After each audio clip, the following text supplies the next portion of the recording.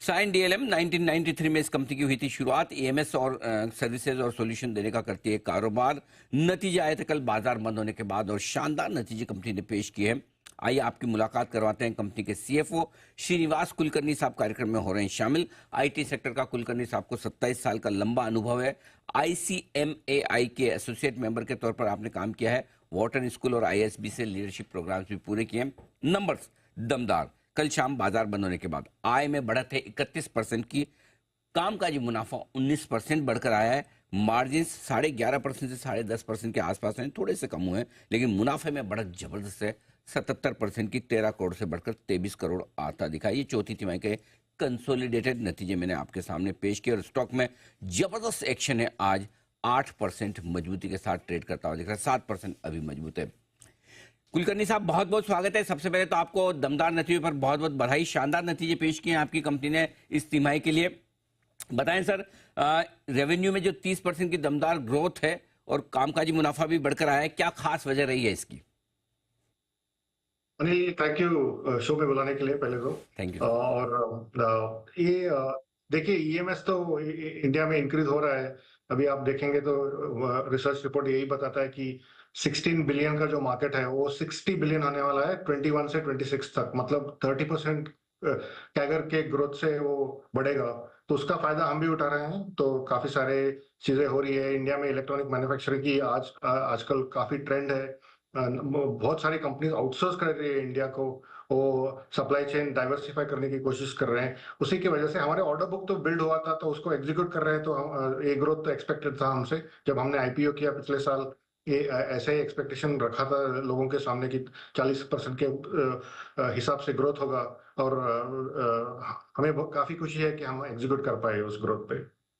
है, लेकिन margin sir 1% कम होकर आए 11.5% से 10.5%। क्या वजह सर उसकी? और आगे आने वाले समय में मार्जिन को लेकर क्या है आउटलुक?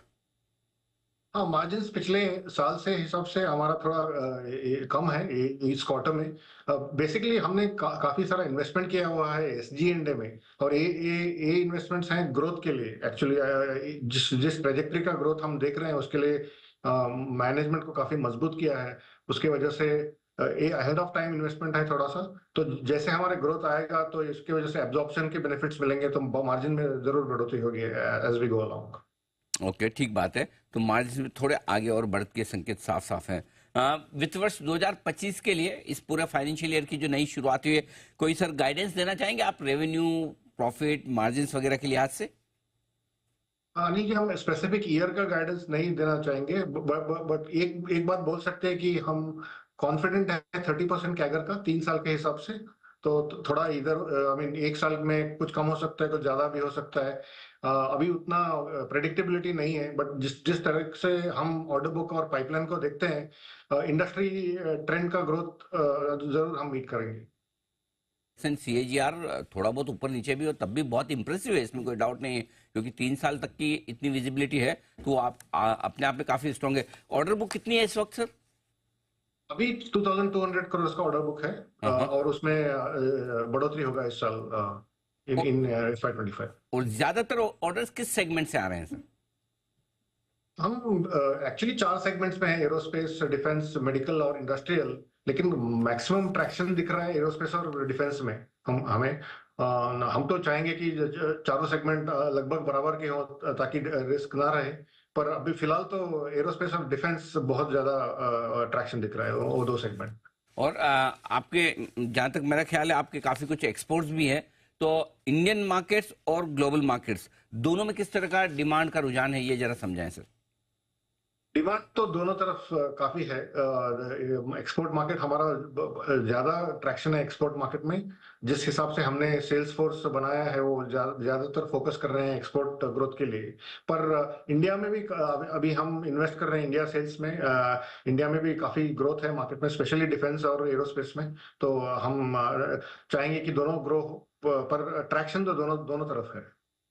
ओके, तो चलिए, बहुत ही मजबूत गाइडेंस और साथ ही अच्छी डिमांड और ऑर्डर बुक के संकेत कुलकर्णी साहब की तरफ से आते हुए साइन डीएलएम।